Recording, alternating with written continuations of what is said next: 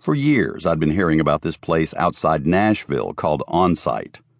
I'd heard it described as therapy camp for adults. I'd had several singer-songwriter friends who'd been stuck in their creative work and attended one of On-Site's programs and came back ready to write again. One friend, Jake, told me the program helped him figure out why he had so many screwed-up relationships. He said their workshops dealt a great deal with codependency and shame. I signed up, but I really didn't want to go. I was mostly going because the breakup had been a bit public and I wanted people to know I was working on my issues. It's that old performer side of me, you know. Part of me believed that with time I could solve my own problems. I'd written best-selling books helping people resolve their issues. After all, why couldn't I solve my own? At the time, I was doing research on story structure, on the kinds of plots that make movies compelling. One day, I realized something obvious. In all these movies, there was a similar plot. The hero is always weak at the beginning and strong at the end, or a jerk at the beginning and kind at the end, or cowardly at the beginning and brave at the end. In other words, heroes are almost always screw-ups.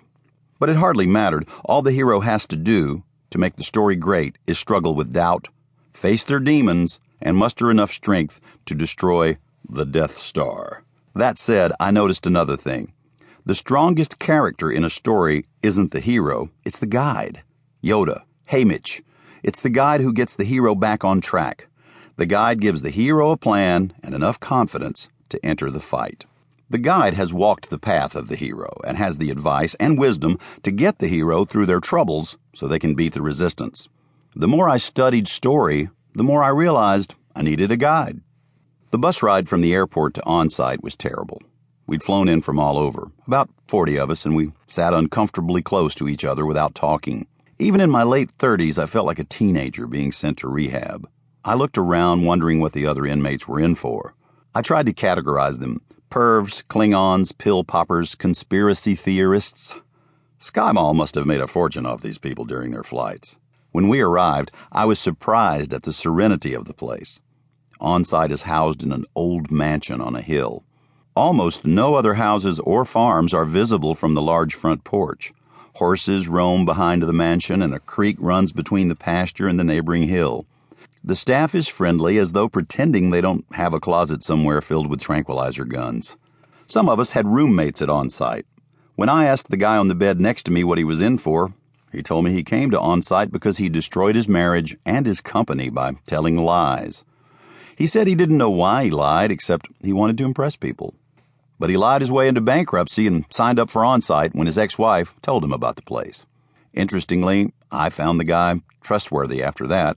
I felt like I could tell him anything. I didn't, but I felt like I could. Our other roommate let us know within 2 minutes of walking in the door he was a master at karate. He said he could get a guy on the floor in one move and snap his neck instantly. He made a swooshing sound as he described the move. Apparently, when a neck breaks, it makes a swooshing sound. At orientation, the On-Site staff told us we had to turn in our cell phones. They said we could make a couple final calls if we needed to, but after that, we wouldn't be communicating with the outside world for more than a week. Everybody scrambled to make their calls or check their stocks. I just put my phone in the basket. Who was I going to call? Bob? I could just hear him. Don, you're great at rehab. After we turned in our phones, a guy named Bill Loki came in and welcomed us. He had a slight Tennessee accent, wore a flannel shirt and jeans, and his thick gray hair was parted and feathered back like a cleaned-up folk singer. He looked like a guy who'd stopped drinking decades ago and now read a lot of poetry. We all sat down, and Bill explained that years ago he'd ended his first marriage after having emotional affairs and living dishonestly. He said he'd come to On-Site just like we had, where he learned about codependency and the unhealthy things people do to make themselves feel centered and whole. He said it had been a long journey, but these days the temptations were gone. Years after leaving On-Site as a patient, Bill became a licensed therapist and came back to direct the programs. My first big breakthrough came when Bill and I were having lunch in the mansion. I was making jokes, and he asked if I knew where my entertainer gene came from. I couldn't believe he pegged me that quickly. I told him I didn't know, that I'd always felt a need to be smart or funny.